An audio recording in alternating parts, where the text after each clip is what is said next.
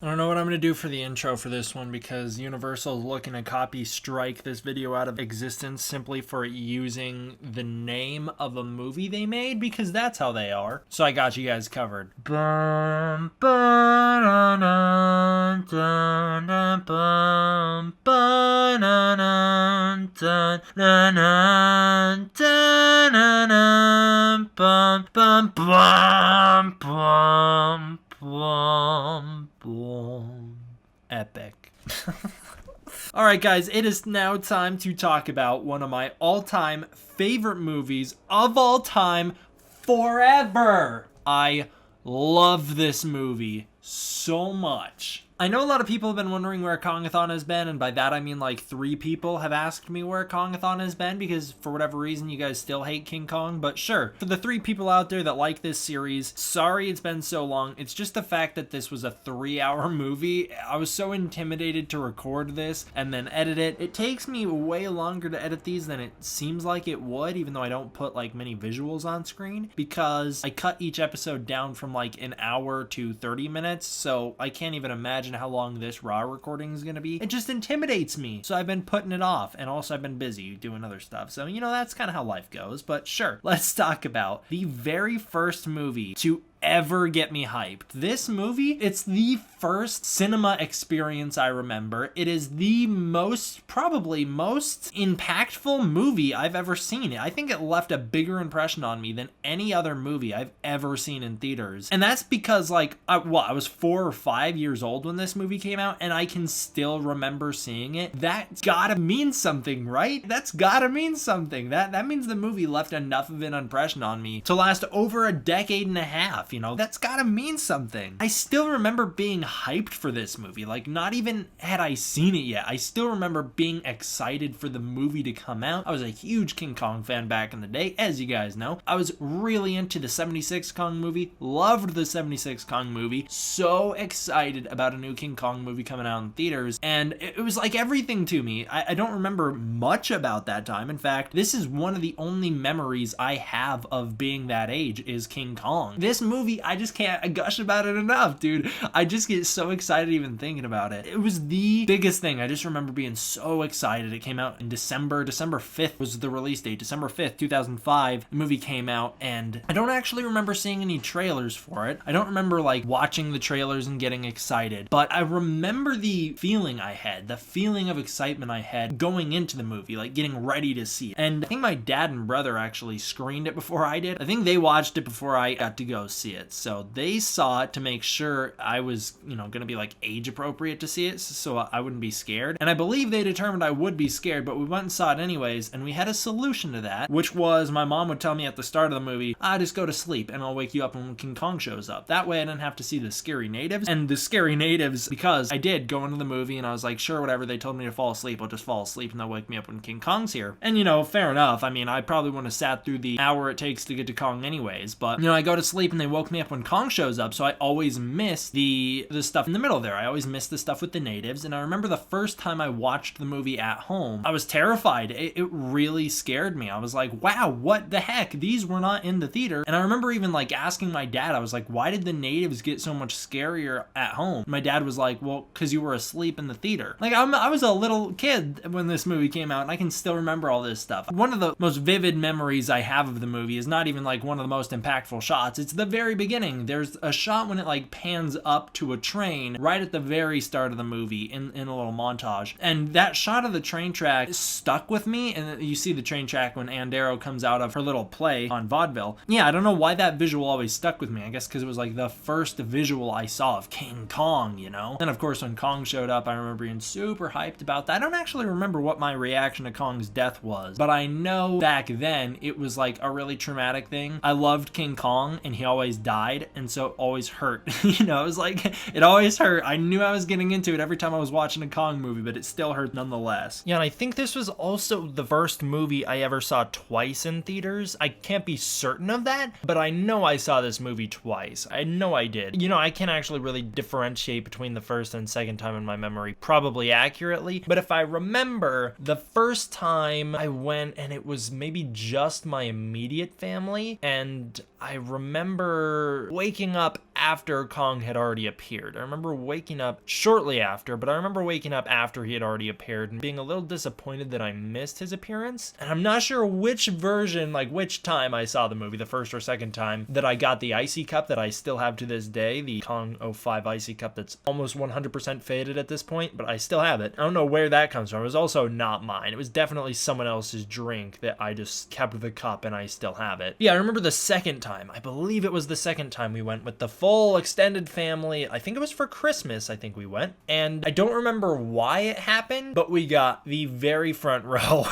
and it was horrible. Even as a little kid, I thought it was horrible. Everyone thought it was horrible having to crank your neck to watch the movie. And that is the one when I remember waking up roughly at the point when Kong appears, around that point. I think I woke up a little bit earlier than when Kong shows up, but yeah, I don't know. I remember winding up right in the front row and it traumatized me to where every time I've gone back to the theater, I'm like, can't sit in the front row. It's horrible. I wound up in the front row for Guardians Volume 2 when that movie came out, and it was like reliving the King Kong 05 experience. It like put me back in my childhood trauma of like having to crank my neck and watch the movie. Should we talk about the movie now that I've babbled on for however long I've been talking? So this film, even going back, it had a long evolution. Before I was even born, the film was in progression. Ever since 1996, Peter Jackson conceived it, I guess. And it goes even further back than that if you trace it all the way back to 1976 when Universal acquired the rights to King Kong. They, of course, passed on the movie. They were going to put it out almost simultaneously with King Kong 1976 from Dino De Laurentiis. But, of course, that movie came out, so they decided not to. The original 76 version was going to be, I believe, stop motion. I think Harryhausen was going to do the stop motion for it, which would have been awesome. I kind of am really sad they never made that movie. I would have loved that, after the fact. I can say this with retrospect. Of course, at the time, it probably would have died. The movie probably wouldn't have done well going up against De Laurentiis' Kong. But here, all these years later, it would have been awesome to see two different versions of King Kong come out, specifically a version made with the craftsmanship of Ray Harryhausen, trained by Willis O'Brien, the guy who made the special effects for King Kong, the guy that laid the groundwork for all special effects ever. Basically, yeah, he kind of did. So, I don't know. I just think that would have been awesome. But anyways, I could go into the whole 96 version of Kong as well. I believe that was the original version Jackson was going to make, and it was wild. It was a wild adventure movie, very much of the time. It would have certainly been interesting. I don't know if I would like it as much as I love this movie, but it would have been interesting. That's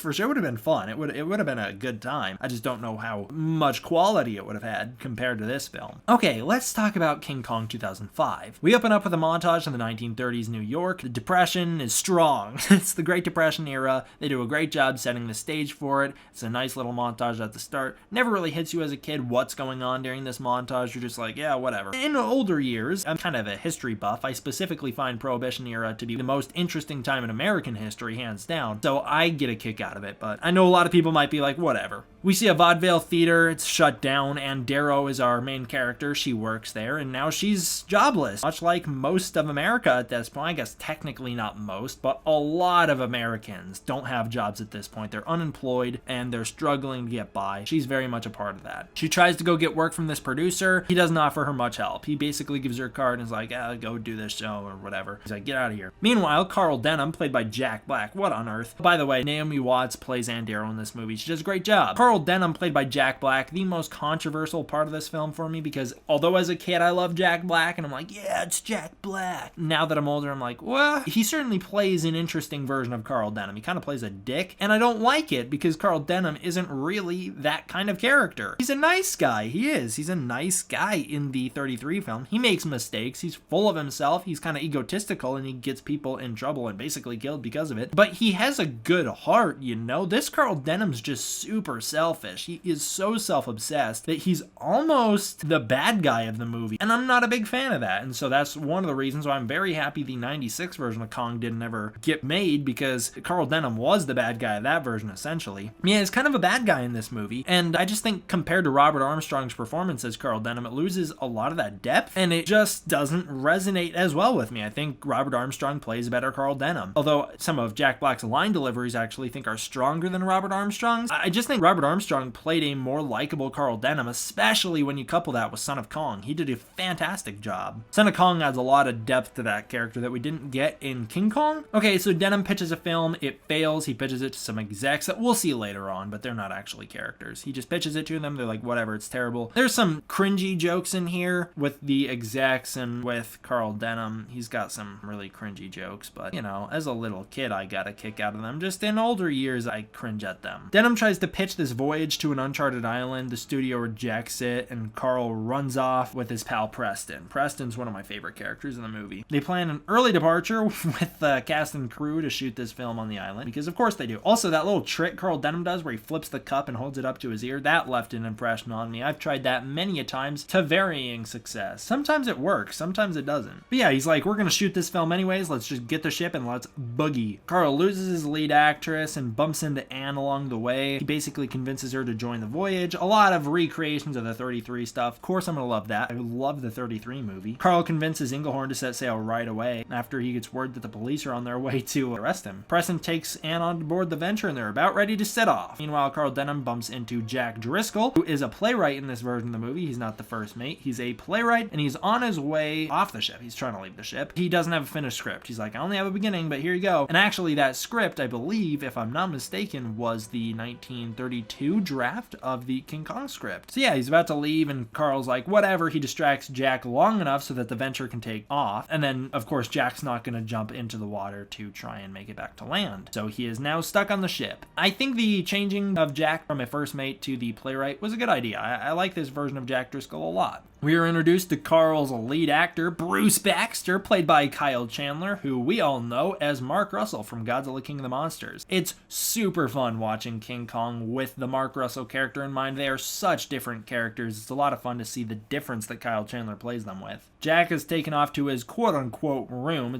It's an animal cage. It's down below the decks where he discovers Inglehorn has boxes of chloroform and some old-school 33 gas bombs. Awesome. We meet Jimmy, who's an interesting character. I see what they're trying to do with him. I would have liked a little more backstory on him. That's kind of my biggest problem with him, is that they tease all this mystery and intrigue about him, and at a certain point in the movie, he just disappears and we never see or hear from him again. We never get any questions answered. He lives on the ship. He was found there. He was a stowaway, and he's got this really nice bond with one of the men on the ship. I don't actually know what Mr. Hayes' job is, but he's an important member on the ship, that's for sure. He was a former military. Anne preps for her meeting with Jack Driscoll, some little goofy stuff there. Carl hassles the sound guy, which is, it's fun. And we meet Herb, the camera guy. That poor sound guy gets it rough in this movie. Then we meet Lumpy the cook, played by none other than King Kong himself, Andy Serkis. Andy Serkis has a dual role in this movie, and he kills it as both characters. And then Anne meets Jack, although she doesn't actually meet Jack at first. She meets the sound guy, thinks it's him, and then Jack shows up. Good stuff. Bruce finds the posters in his room have been all vandalized. I don't know why I wrote down like literally every detail of this movie. I just freaking love this movie, so I can gush about every scene. So you're gonna have to deal with it, or you can turn the video off. I don't care. Turns out Carl's making a horror film. I love that. Carl tells Jack about Skull Island. Jimmy overhears it and kind of starts a little mutiny against Carl, even though Carl's not the captain. There's this really gross slow motion effect that I just hate. It's super frame ratey and ugly, and I just can't stand it, and it's all over this movie. Peter Jackson loves that effect, and it's so gross. Even as a kid, I hated it. I don't know why they use it all the time. It feels real bad to me. They start shooting the film in the film, and Anne and Bruce give some nice 1933 Kong dialogue. There's a lot of Easter eggs to the 33 Kong in here. It's awesome. Peter Jackson clearly has a lot of love for that movie, and it shows. Jack and Anne start talking. You know, they're starting their little relationship. We get some nice pretty shots of Anne at sunset. Carl realizes that Jack and Anne are starting to have a little thing going on. And then Carl convinces Inglehorn to set sail into uncharted areas. He's like, we're gonna go here and you're just gonna have to trust me. Lumpy, Hayes, and Jimmy all confront Carl about Skull Island. Lumpy and Hayes tell a really cool story about an island hidden in fog. I love the build up to Kong. This movie has a lot of great build up to Kong. It's a pretty chilling moment, calls back to the speech that Jack Prescott gives in King Kong 76. Carl is warned that there's a monster on the island, but he doesn't really buy it. He's like, whatever. Preston believes it. He's like, I think there's a monster there. There's a nice little montage as they get closer to the island. Jack writes a little play for Anne. He tells her the reason he wrote a play for her is in the subtext. She's like, I don't get it. I don't know how she couldn't get it, because it's super obvious when you see the play later in the movie. They have a kiss, so I guess she does get it, but she lies to him. Music here is fantastic. Really like the song. It's in the subtext. A report comes in calling for Carl's arrest over Morse code. Inglehorn starts to take Carl in. Jack and Carl examine the map. The ship's compass starts acting up and they can't see any stars, so they're sailing blind. They sail right into a bed of fog. Everyone comes out to see what's going on. They start to approach land and they freak out. Jimmy spots the wall. I don't know why this shot always stuck with me too when Jimmy says, "Wall! There's a wall ahead!" I don't know why that shot always stuck with me, but it did. The ship love taps the wall and Englehorn tries to sail everyone to safety. Shallow water and tall rocks make it really difficult to navigate, and the ship is caught in the mouth of a giant face-shaped rock. They're then forced to wait for the next high tide before they can get out. They've found Skull Island, so Carl takes a crew ashore. They go through the ruins of an ancient burial city that they discover. Pretty cool. I love the design here. And the gang finds the Skull Island wall, which is awesome in this movie. It's got a great look to it. Of course they'd make that a universal attraction. Why wouldn't they? It looks awesome. A young native girl appears and she gets into a fight with Carl as he tries to give her some candy. Pretty soon a whole bunch of natives show up. They swarm our characters. Like I said, the natives are pretty spooky in this movie. The sound guy is killed, causing Anne to scream so loud that she awakens a creature, neither beast nor man. Something monstrous. The crew from far away on the Venture hears the roar and they set out to help. The natives start to kill everyone while trying to kidnap Anne. They're trying to keep her safe so that they can pass her off to Kong. Before Carl is killed, a gun is fired by Englehorn, the true badass of this movie. I love Englehorn. And he comes to the rescue. Everyone tries to lighten the ship. They try and throw everything off board. Meanwhile, Carl's being all sleazy. The natives pull off this really crazy pole vaulting thing to catch Anne. One of the only elements of this movie that I don't think made sense. It even struck me as a kid as something that didn't make a lot of sense. But yeah, they pull off this really weird pole vaulting thing to kidnap Anne. I've always disliked that, and I don't think it's aged particularly well, as I don't think the special effects here stand out as great. Jack finds evidence that the natives were on board, including a dead body of some dude, and he alerts everyone that they've taken Anne. A massive celebration ensues, and the wall is set up in flames. There's lava or something. I don't know what the hell that is, like burning liquid. Super cool. Again, this is another sequence that really stuck out with little kid D-Man. Oh, this really stuck out to me, especially this one shot of the guns being dispersed down this line, and that shot always stuck with me as a kid. The crew then set sail to rescue Anne, who is currently being lowered onto this stand. She's being offered up as this altarpiece to Kong. She's the bride of Kong, and something in the trees starts to crackle. Something huge starts coming over. The music swells until Kong comes crashing down. It's awesome.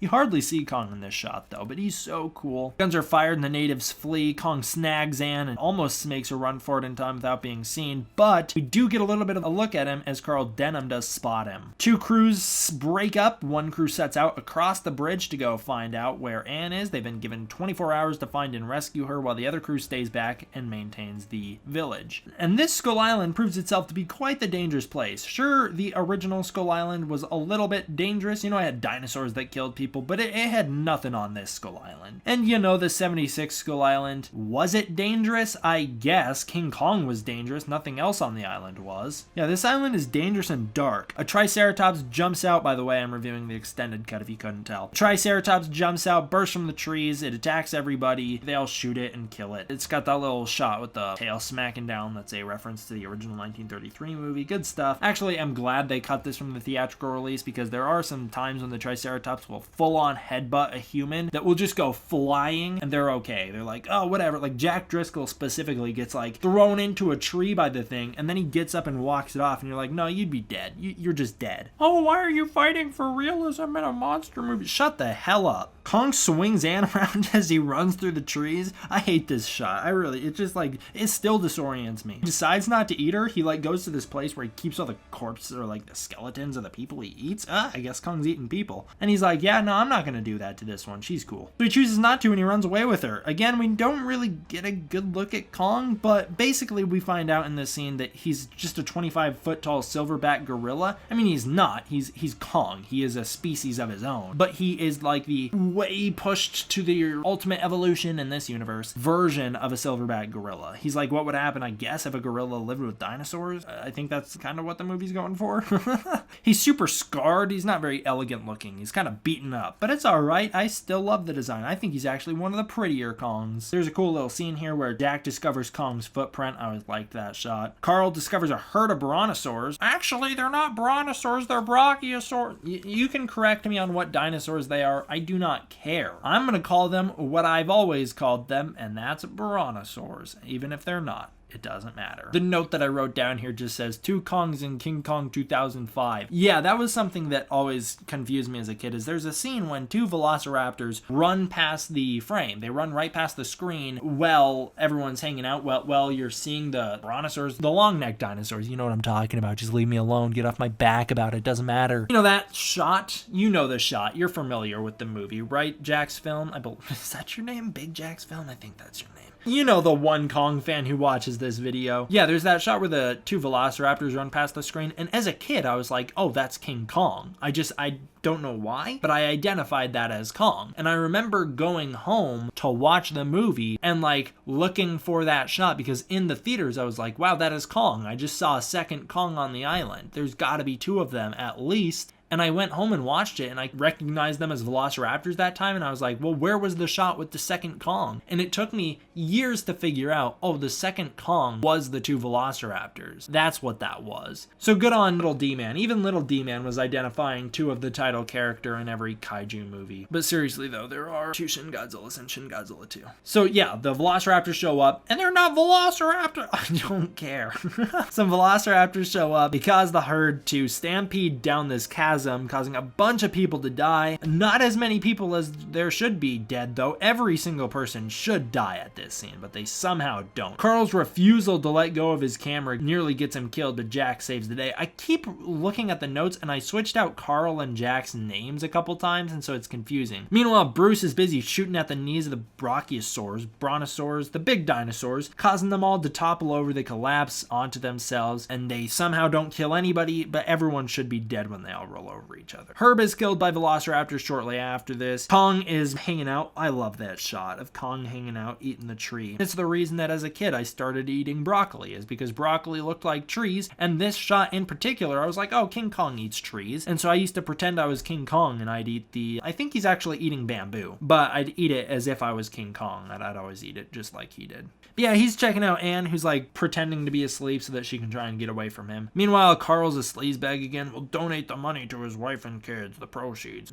He's just so unlikable in this film. Jack tries to rally the troops to build a raft, but Bruce is like, yeah, whatever, we're going home, and he takes a couple guys with him. Anne tries to get away from Kong, but he catches her. She tries to run away, and he finds her. She does her little vaudeville performance for him to calm him down, and it works, but he takes it a bit too far. He keeps knocking her over because he likes the idea that she falls over, and then she snaps at him, and he throws a fit. He does not like being yelled at. This is a great little moment when he realizes that she kind of has power over him, despite him being, a giant monster and her being a little human, and he gets pissed off about that. He's like, he doesn't know how to respond to the fact that he has feelings for another creature. He's just like the loneliest creature in the world in this film. And he doesn't know how to respond to that. He doesn't know what to do now that he feels something for this other creature. He like wants to protect her, and he feels bad that he hurt her. And so he runs away. He's like in shame too. He like stumbles away, gets a rock dropped on his back. It hurts him. He's all upset. You feel bad for him. Anne takes off. She's like, whatever, I'm out of here. She takes off. Damn, Anne can't appreciate any of the stuff my boy Kong's doing for her. So she's running away. Meanwhile, Jack and company sail across this river. They're attacked by a giant sea monster in the process. Carl tries to do some heroic stuff during this scene, but he's all motivated by his own scumbaggery. He's just trying to protect his own camera. He doesn't really care about the people. Yeah, so there's this big attack, and they all make it out. Most of them make it out anyways. There's some nice trick editing where it makes it seem like Anne is about to catch up to the gang. There's some cross-cutting to make you think she's about to find them and is killed because one of them fires off this gun. I think it's Lumpy, maybe? Shoots this gun into the area where you think Anne is, and you hear something fall over dead. It's actually this weird giant bird creature. Super weird. It's the only time we see it in the movie. I didn't even remember this was in the extended cut until this time when I was watching the film. Jack and company try and cross a log to get away. Hayes is the first to go, and he's like, hey, something's in that cave. Don't know how he knows, but he knows. So he's like, hey, go back. Some good emotional stuff here with Hayes and Jimmy. Kong shows up, and he kills Hayes. And you know the rest. Everyone gets on the log. Kong shakes it. They all fall off. Kong throws the log down the pit just to make sure, just for good measure. But in this version, a bunch of them survive. And bumps into a huge crocodile eating that bird from earlier. I guess I did write here that Lumpy kills it. So yeah, the bird that Lumpy killed, that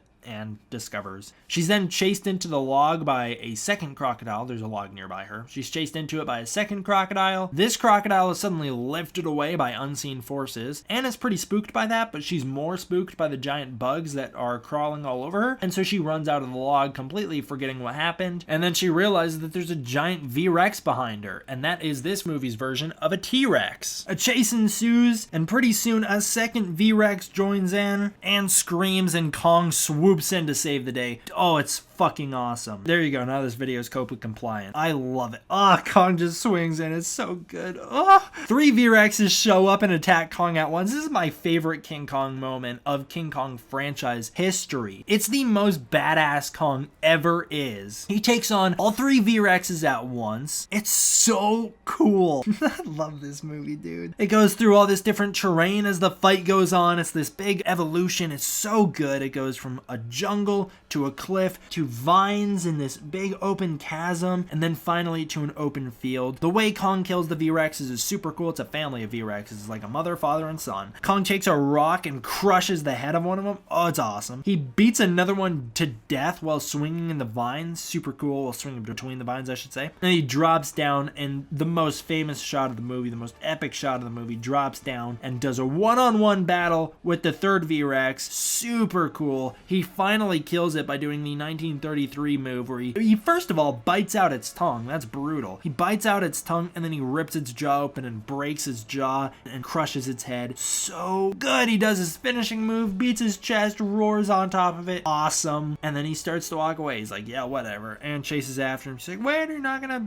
take me? And he like picks her up. He's all kind of sassy about it, throws her over his shoulder. He's like, whatever, you yelled at me earlier. But he truly likes her, so he picks her up and he heads home. Jack and company wake up. They're in this pit of death. Everyone is bummed out because of everyone who died, and Carl's like, oh, my camera broke, so finally I have to get over myself. Everyone in this scene is at their lowest point. A bunch of killer insects show up. They recreate I guess they don't actually really recreate it, do they? They pay homage to the Lost Spider Pit from the original 1933 version of the movie, where all these characters are attacked by big killer insects. Lumpy's killed by all these worms or slugs or whatever the hell those are. I don't know what those are. He's killed by a bunch of them, and everyone's about to die until Bruce Baxter, Mark Russell himself, swings in to save the day. One of the best moments of character stuff in the movie. I've always loved this turnaround because I've always liked the Bruce Baxter character, and I like that he has a redemption here. He's still a coward, as we see later when dealing with Kong, but at least here he has an awesome redemption, and Inglehorn shows up to help save the day, and he's like, yeah, Bruce is the one who told us to come help you. Without Bruce, we wouldn't have come back. So he actually went back to go get Inglehorn's help. Carl has this really weird monologue that they cut from the theatrical version of the movie, and I'm glad they cut it because it's awkward. The monologue that he has here is where he gets the idea to capture Kong, but I don't know, I didn't like it. Kong goes home to the mountain where he lives. It's filled with the bones of fallen members of his species, and you just see how lonely he is. He's just upset. You really get why he needs Anne, is because he just needs to be a part of a family, and he doesn't have one, and he's just lonely, and it's sad. I think it's actually true that gorillas can't exist on their own without being like depressed and dying. Like they need interaction, and Kong doesn't have that. It really makes this version of Kong such a tragic character. Even more tragic when you find out what happens to him, and I guess you know that going into the movie, but still. Anne tries to cheer him up, and they watch the sunset. It's beautiful. One of my favorite visuals in the film. Jack climbs up the cliff, but he goes up the other side of it so that he can go after Kong and Anne. He just wants to find Anne. And Carl convinces Inglehorn that they should capture Kong. It's bedtime, and Kong and Anne go to sleep. Jack shows up to try and rescue Anne. Kong wakes up and sees him in the process, waking up a bunch of giant, gross, ugly looking bats in the process, and then they all attack Kong while Jack and Anne try and get away. They eventually wind up heading down this river, and Kong's quite pissed about it. They make it back to the wall with Kong hot on their trail. The bridge of the wall isn't down, and everyone starts to freak out. Preston finally lowers it himself. He gets whipped in the face in the process. Denham and Inglehorn get ready for an ambush. Kong bursts through the wall. Such a cool shot. Bursts through the wall and is immediately attacked. Anne gets really upset. She freaks out when she realizes what's going on. She gets really mad at Jack here because he's trying to get her away. He's pulling her away so that she doesn't interfere with with what's happening. And yeah, she just gets really upset with him. Kong goes on a rampage until he's knocked down by a harpoon, and they try and chloroform him until he falls asleep. Eventually, they wind up in this cave. They're all trying to sail away, and he's blasted in the face with more chloroform by Carl Denham, and he's knocked out. Carl then gives his big speech, and it's the same speech that he gives in the 33 version. We're millionaires, boys. I'll share with all of you. And then we cut to Kong with his own show. He's got his own show up in lights on Broadway. Kong, the eighth wonder of the world. You know, the good stuff. Meanwhile, Jack's at his own play. He's like, whatever, I'm not going to support that. He's at his own play. It's going really well, but he's like, I really need to go check out what's happening with Anne. His own play, I guess, strikes a chord with him when he's like, no, I never mended things between the two of us. I gotta go after her. So he goes after Anne. Carl shows up. He gives this great introduction to the show. Awesome music playing here. Everything's epic. I just love it. And the show is underway. Depressed Kong is revealed. Oh, it's so sad. But it doesn't matter. The show is on. Preston and Jack talk. Turns out that Anne isn't there. She wanted nothing to do with the show, so she's doing her own like little dance, I guess. Yeah, she wouldn't have a part of it. Kong gets pissed off about fake Anne when he realizes it's not real Anne. And flashbulbs burst, freaking everyone out, freaking Kong out. He gets all mad, and he breaks out of his chains. He breaks free. And that just shows that like this version of Kong, unlike the 33 version, this version of Kong was like willingly a captor. He had like given up on life. He probably would have made it through a few shows had they not riled him up. Whereas the 33 Kong, you get the impression that he finds the anger to break out. This Kong, you get the impression that he's just given up until he's just annoyed into breaking out. Like this Kong could have always broken out. He's always had that power in him. Yeah, so Kong goes on a rampage and Jack directs it towards himself by being like, yeah, I'm the guy that stole your girl. And Kong goes after him. It goes onto the street. It's a really cool chase. Again, it goes from like foot to car. Lots of cool stuff. Kong going through alleys and trying to catch up to this taxi that Jack has been driving. Jack saves this bus full of people that is being attacked. There's one shot where Kong bursts through the wall of the playhouse. That shot's awesome. I used to use that as my intro shot because it's so cool. Yeah, Kong is this really confused rampage through the city. He just like doesn't know what's going on. Eventually he does catch up to Jack and is about to kill him, but then Anne comes out of the smoke and calms him down. Kong takes Anne off and walks away with her. They go have a little moment in a quiet frozen Central Park pond. Again, awesome music here. It's such a touching little moment between the two of them. The scene does a lot to create empathy for Kong when he could be viewed as the villain during this sequence. The scene really makes you empathize with him and feel bad when all of a sudden the army shows up and starts attacking him. You get the impression here that had Anne just like stayed with him, had no one attacked him, they probably could have gotten Kong back on the island just fine. But here, you know, they ruined that. Kong is eventually chased up to the top of the Empire State Building, and that's where he sits and watches the sunrise with Anne. Again, beautiful shot. This is probably my favorite visual in the movie. Kong has some sort of understanding of words here. Like there's the idea that he might know sign language almost, or that he's learning it. It's pretty interesting. Then all of a sudden biplanes fly in to attack. Kong perches himself on the top of the building and the battle begins. Anne tries to get in the way so that they don't shoot Kong. She just winds up creating all these obstacles that Kong basically has to dance around. She just keeps winding up in danger, and Kong keeps having to like go out of his way to save her, getting him injured in the process. He's able to take out a fair amount of planes in this version of the fight. He wipes out quite a few. Anne stands before Kong and waves her arms so that the planes don't fire. And it kind of works. I mean, they stop firing, but Kong's already mortally wounded at this point, so he's dying. I believe it's the plane being flown by Peter Jackson and Rick Baker in this version of the movie that winds up delivering the final death blow on Kong, whereas in the original movie, it was Shodak and Cooper, the directors of the film. In this version, it is the director of the film and the actor who played King Kong in 1976. Yeah, Kong's dead. I mean, he's mortally wounded, so he dies. He dies and falls off the Empire State Building all the way to the ground. Jack shows up and saves Anne. They embrace. I guess it's a happy ending for the two of them in that sense, but it's quite depressing. Music's real sad, and this is the only time when I think Carl Denham has a better line delivery than the 33 version, is when he realizes it was Beauty killed the beast. In the 33 version, it's almost like he knew it from the start. It's like a premonition of his. He's like, it was Beauty killed the beast. In this version, it's like a realization that he has to come to on his own, and it's like a sad moment for him. And with that, the film ends. King Kong 2005. Will any of this surprise you? The human story's fantastic. The monster story's fantastic. Special effects are fantastic. Soundtrack is awesome. I didn't talk enough about the soundtrack, and I won't, but James Newton Howard does a fantastic job. I'd love to have him return for any movie in the future. Come on, Godzilla vs. Kong maybe? Please? Just as long as you retain that Ifukube music. If we can bring some cool King Kong music from this movie and 33 back, yes please. This movie has such an emotional connection with me because it's the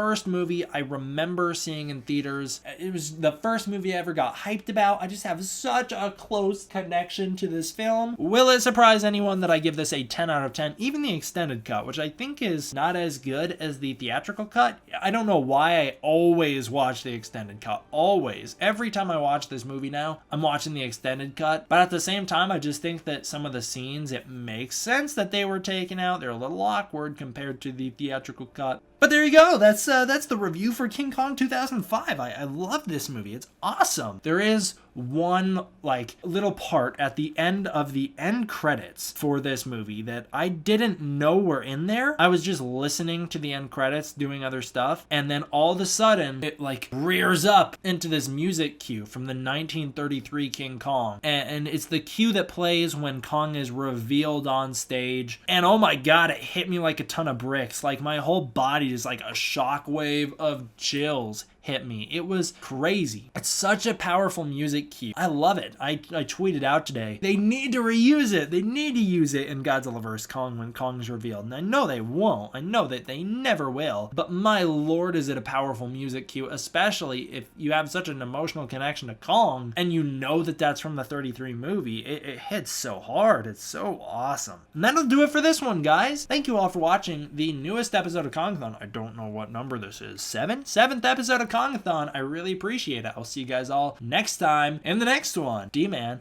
out.